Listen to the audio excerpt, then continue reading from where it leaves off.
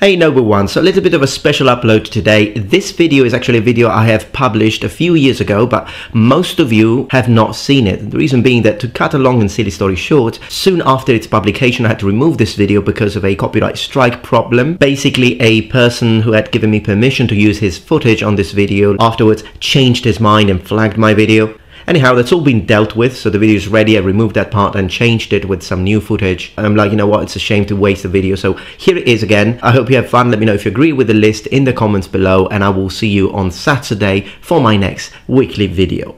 Today we will talk about the most effective weapon-based martial arts. At the top of the list you will find actual martial arts, whereas at the bottom of the list there are more sports than martial arts. This is a list of effectiveness, and sports have an awful lot of rules and scoring systems which are detrimental to the actual efficacy in an hypothetical life-to-death combat scenario, which is what we're discussing here.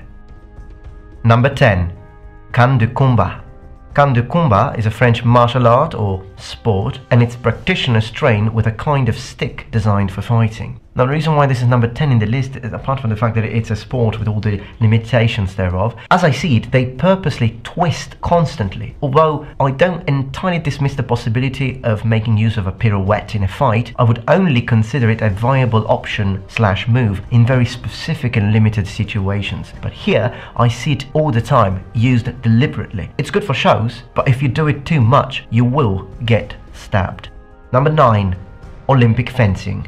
I think fencing is famous enough for me to avoid any unnecessary explanation, but suffice to say that fencing is number 9 in this list because I'm considering only saber fencing or sword, shabola or spada. I'm completely dismissing foil, because if we have to talk about foil, fioretto, then it wouldn't even be on this list. Olympic fencing already has a huge amount of limitations and simplifications if compared to historical fencing, and this is why it's only number 9 in this list. But foil brings the concept of limitation to the next level. The areas of the body you can hit are even less. You can't hit the legs, you can't hit the arms, you can only hit the body and the head. It gets really complicated with how you are supposed to score a point. Only once you're attacked, you can only respond to the attack in a certain manner, and there is no double attack. And this is really bad, because in a real fighting combat situation with real weapons, if you both hit each other, is negative. And martial art, in order to be realistic and viable in combat, needs to train you to avoid being hit, not the concept of I hit you before, so I got the point and your attack is null. And you do need to consider the possibility of double hit. Olympic fencing would probably be effective only against Kandukumba, because considering all the pirouettes that I've seen there, then probably a good stab from a trained fencer could be effective against that martial art.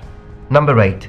Kalaripayat, also sometimes called Buddha Kalari. It's a southern Indian martial art, and it was created in order to prepare people for real combat situation and for war. So here we're not talking about a sport. However, again, too many pirouettes, too much show, and the techniques that they use, for example this one here, you see how this lad is allowing the master to perform these cuts, and at the end, why is he even trying to cut at the body? Why is he targeting the torso? He could have chopped off his foot easily. So I give it number 8 only because basically it doesn't really seem to have much sport regulations and limitations, but still I don't find it particularly effective. Number 7. Zulu stick fighting.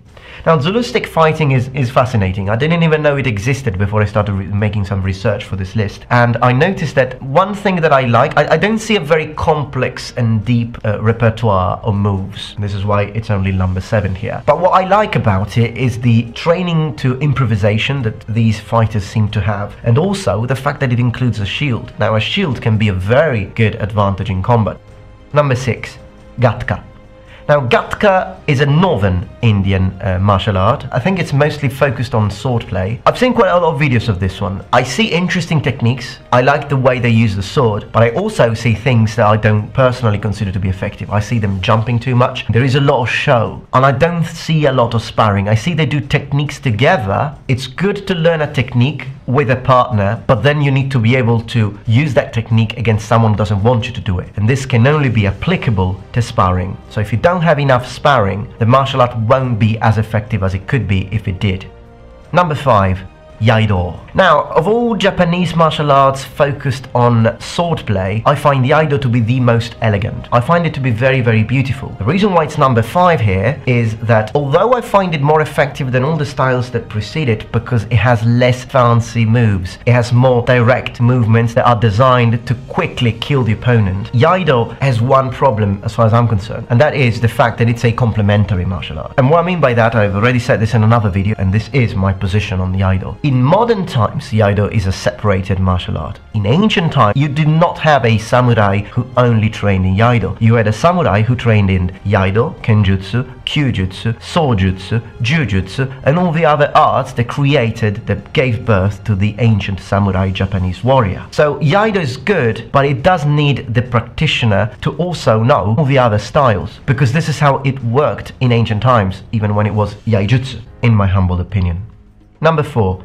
Eskrima, Kali. Kali or Filipino martial arts are very, very interesting. I really like the way they practice with the sticks. They use 2 sticks as far as I know, and it's very interesting the way they fight with it. They learn a lot of techniques, they do a lot of sparring, and I find it to be, and the techniques that I've seen are quick, are devastating, and of course they are, because this martial art was created in a country, the Philippines, which is it's a country made of numerous islands that were constantly invaded. They were fighting against each other, they were fighting against invaders from other countries, and therefore they had to develop a martial art which immediately train, as far as I know, they immediately begin using the stick, okay? They immediately start training with weapons, and that's why I find this martial art to be very effective. They use quick movements that need to save your life. There's no show, there's no fancy moves. Now please consider that, as I have said in another video, I do not, however, endorse the way they teach you how to fight with knives. That I don't like, and if you want to know more, please check out the video in the description below called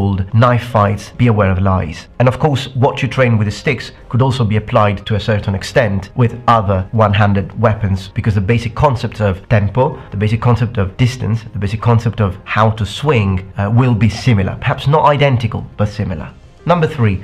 Okinawa Kobudo. Now, Okinawa Kobudo is a very interesting umbrella term for a whole variety of styles. Now, before going on with the martial art and examining it, I'd like to say, please don't get confused with the word Kobudo used without the specification Okinawa, because Kobudo in Japanese, it's another term to say Koryu, meaning old styles. So basically, even Japanese Kenjutsu and Japanese Kyujutsu and Jujutsu are Kobudo or Koryu. But when you say Okinawa Kobudo, then you mean all those styles that were created specifically in Okinawa. Now, it was very difficult for me to pick number 3 and number 4. I was absolutely sure about number 1 and number 2, but 3 and 4 were difficult because I was constantly thinking, which one is more effective, Okinawa Kobudo or Eskrima Kali? It was difficult, but then I chose Okinawa Kobudo and I gave it the edge because upon seeing many videos about it and upon talking to martial artists who practiced it, I noticed that it has a huge variety of weapons. There are so many weapons, tonfa, sai, yari, nunchaku, lots of weapons that are most of the times even improvised weapons, basically something that was used as a tool by people who did not have access to katana. Although we do need to be careful, because about this style there is this very popular belief that it was practiced by peasants who could not afford any other sort of weapon, and then they had to fight against the samurai.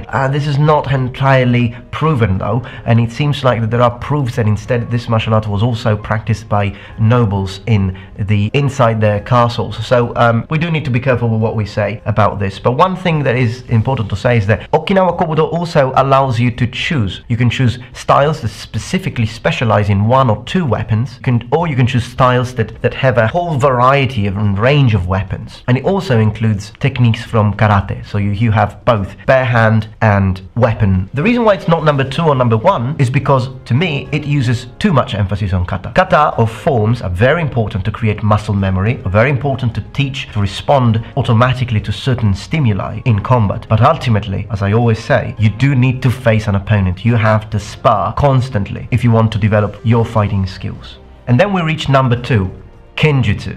Now, Japanese Kenjutsu to me is one of the most effective martial arts, although I have to say, for it to be number 2, you have to say Kenjutsu / Kendo. Kenjutsu is, to me, much more effective than Kendo because it's basically what the Japanese used in the battlefields, and it's what the samurai were supposed to use when they were not using the bow or the spear, okay, which were the most common weapons that samurai used on the battlefield. But when it came to the katana, then they used their Kenjutsu skills. Again, Kenjutsu is an umbrella term, a whole lot of styles and schools schools which vary in their repertoire of moves and techniques, but one thing that is common is that Kenjutsu was designed to cut as many bodies as possible on the battlefield. It's a battlefield martial art. Although again, please let me underline, katana was not the main weapon on the battlefield, but the samurai was fully trained and capable of using it in close quarter combat situations, or situations where he had lost his primary weapon. And the reason why I say slash kendo is because in our day and age, Kenjutsu doesn't have much sparring, whereas kendo has. So they sort of divided it. And I do think you need to spar a lot. If you want your Kenjutsu to be 100% coherent, you need to use kendo sparring as well. Although kendo itself, if we just consider kendo alone, completely detached from Kenjutsu, then I would probably put it together with Olympic fencing because of all the limitation it has. Don't hate me for that, just my personal opinion. I have practiced it. It is very limited if compared to Kenjutsu. And we move to number 1, historical European martial arts, or Hima. Hima is to me the most effective combat style or weapon-based martial art ever created. For those of you who don't know much about it, it's again an umbrella term, and it comprises a whole variety of weaponry. It comprises a whole variety of manuals and treatises, from northern Italian style to southern German ways of fighting. But the core of the style is, whether you use a long sword or whether you use a saber, whether you use any other sword, is effectiveness. It has a lot of things of points in common with Japanese Kenjutsu, but the reason why I think Hima has the edge over Japanese Kenjutsu is because there is less attachment to tradition and there is an attitude towards improvement. As a matter of fact, you have a lot of possible binds, you have a lot of possible guards, you have a lot of possible techniques that can be applied, and they all have one aim: either killing your opponent or opening a wound which would not allow him to continue the fight without being hit, which again is to me probably the most important thing. And also within Hima we have armored combat, which again also exists in Japan in Kenjutsu schools which deal with armored combat, which is a completely different kettle of fish, and I will not touch upon it on this video. Alright, well, this is my list. I thank you for your time. I'd like to know if you agree or not in the comments below, and I hope you enjoyed the video. So I'm not an expert, I'm not a master, I'm just a person who is sharing his opinions with all the possible humility, because I'm willing to learn and I want to hear your opinions. Thank you very much for watching, and remember, the Metatron has spread his wings. Goodbye.